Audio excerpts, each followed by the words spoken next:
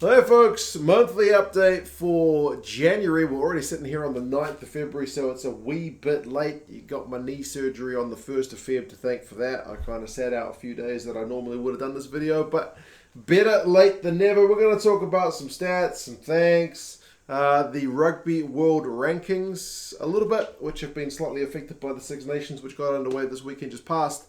Super Rugby Pacific, which is due to get underway in less than 2 weeks, is having issues and it hasn't even started. And at last, after a long layoff, New Zealand are going to play some games in South Africa. But yeah, we'll get cracking. And as always, feel free to comment down in the comments for anything that's going on. Stats and thanks. I will start with some stats. I mean, in the month that was January 2022, it's kind of not surprising with the Six Nations just around the corner that the UK takes the number one spot in terms of geography for the channel. Ireland 2, South Africa 3, Australia 4, New Zealand 5. 44% of people subscribed. So if you want to do me a personal favour, you could subscribe to the channel if not done so already. That would help me out a bunch. 95% male, 25 to 34 still the biggest age group. And interestingly, 10% of people have been watching the vids with the subtitles turned on, which yeah, can be hilarious with some of the interpretations of what I'm saying, but yeah, hopefully for the most part YouTube gets them right. Interestingly, also other channels that people who watch this channel watch: Squid Rugby, Rugby Pass, World Rugby, the Six Nations site. So yeah, a bunch of other channels, but Squidge seems to be the only one that's kind of an independent producer. All the rest are kind of official channels, at least according to the analytics that I've got the right to look at. Now, if you want to have a look at some stuff around New Zealand, I have been running a second channel in the spare time. I recently went around North Shore Stadium, which was the site of the big All Blacks 50 plus points win over the Springboks a few years ago. I had a wee walk around that stadium, so the African viewers maybe not that keen to see it, but yeah, if you want to do me a special favour, you can subscribe to that channel. It's got 684 subscribers last time I checked. YouTube needs it to have 1,000 to kind of take it seriously, but yeah, if you don't mind some walks around Auckland, which I won't be doing for a while, seeing as my knee's a bit bung, but yeah, it's hopefully a bit interesting. No talking, just walking. Been to Eden Park, been to North Shore Stadium now, and some other sites around Auckland. So there you go. Just putting that one out there. Thanks. Thank you, as always, guys, for coming along to the channel, for subscribing, for liking, for commenting. Big thanks to the patron to support the channel financially every month. It means a lot. I put a wee bit extra content out on Patreon as well, talking about some Super Brew stuff, talking about that Moana Pacifica jersey, talking about Japan potentially coming into the Rugby Championship or Six Nations, that kind of stuff. Just a little kind of few extra chats. But yeah, these folks kindly support the channel, which means a lot. It helps me to keep the channel going, because YouTube, in terms of ad revenue, is like really, how would you say, like inconsistent. Like January's horrible, but then November was you know, really busy. So it just kind of depends on what's going on. But Patreon, pretty consistent. So thank you guys. Kind of keeping me gamefully employed, I guess. But yeah, cheers, guys. Especially for Michael, Ian, and Jack, for kind of really being kind of going above and beyond with the support. But yeah, as always, folks, thank you for coming along. It does mean a lot. World rankings, they are on the move a wee bit now that we've got international rugby back underway. If you can see on the board, I've got the Six Nations countries logos there. Ireland is the top of the bunch in terms of their world rankings. They are third in the world, so they're the top of the Six Nations team. They've overtaken England, with England's loss to Scotland. France are kind of steady as she goes in fifth in the world. They didn't get anything for their win over Italy. Scotland have jumped up with their win over England. Wales is steady in 8th, and Italy are steady in 14th. So not kind of earth-shattering, moving and shaking, but means a wee bit for Ireland, I guess, to be the top-ranked Northern Hemisphere team at the moment. But they'll be put to the test when they take on France this weekend. Should be pretty interesting stuff. Also down this part of the world, Super Rugby Pacific is not too far away. It's getting underway on the 18th of February. Now, if you haven't been following it, it's been a wee bit disrupted in terms of the build-up.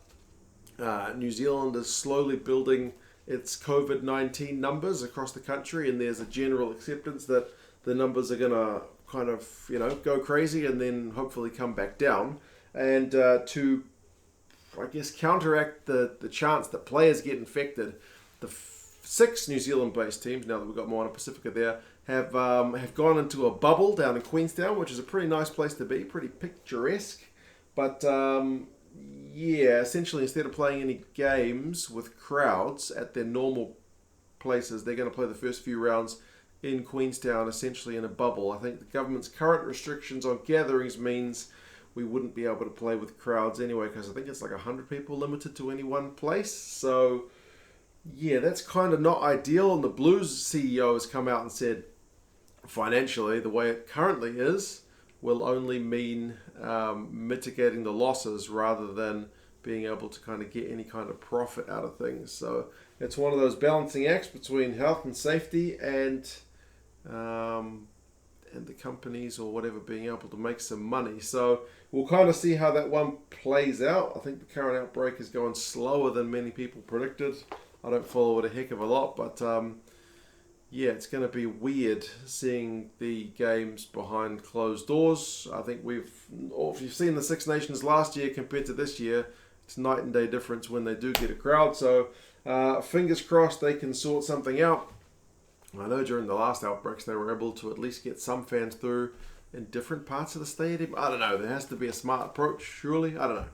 We'll kind of have to wait and see. And on the Aussie side of things, remember they initially had the draw where it was going to be Aussie and Kiwi teams facing each other from the get-go. Well, with the COVID situation, they readjusted the fixtures list to mean the New Zealand teams would play New Zealand teams first, Aussie teams would play Australian teams first. But currently, there's no free travel between New Zealand and Australia, but I think that's going to open up soonish.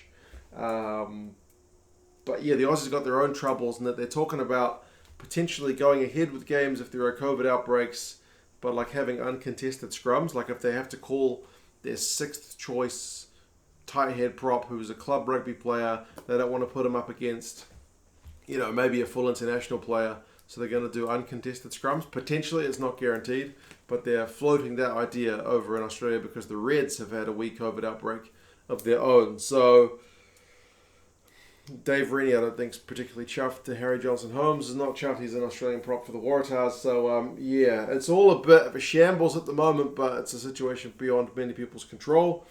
They just need to kind of make the best of it, I suppose. But it's not the ideal way to kick off a new competition. The URC has kind of found the same thing with the South African teams not able to host any of the European teams yet. So trying to get a new competition underway, or at least a new really revamped competition underway during a pandemic still proves difficult. Lastly, the All Blacks are due to play in South Africa in 2022, assuming everything goes happily ahead with the Rugby Championship. 2 games, one in Mbombela and one in Joburg, August 7th and August 14th. The last time the All Blacks played in South Africa, I think, was 2018, they said, because 2019 was a World Cup year. We only played each team once, and that game was in New Zealand, in Wellington. So, man, it's been a long time since we've seen the All Blacks travel to South Africa. Like, as an All Blacks fan, that's a pretty big rivalry, and it's really disappointing not to have seen us play over there for some time. I guess they haven't played here in a long time as well, but not quite as long. So, it's going to be a massive competition, assuming everything goes ahead. Fingers crossed, because as I said, it has been far too long. Ellis Park's a pretty daunting prospect, but we'll see how things go. You guys let me know your thoughts. As I said, thank you to all the patrons. Thank you to you guys for subscribing. Double thanks to the ones who subscribe to the Walking channel as well. That really helps out a bunch. What do you reckon about the world rankings? Do you think Ireland are the best of the Northern Hemisphere teams at the moment? It's kind of hard to argue with their current form. France are up there as well, but we will see if one of them can kind of put the other to the sword this weekend. It's going to be fascinating stuff. Super Rugby Pacific, are you optimistic or are you kind of pessimistic based on the troubles it is having at the moment? And South Africa hosting the All Blacks 2 games this year. I don't think anyone can complain about that. But anyway, you guys have any thoughts? Cheers as always, and I'll talk to you guys again soon. See ya. Bye.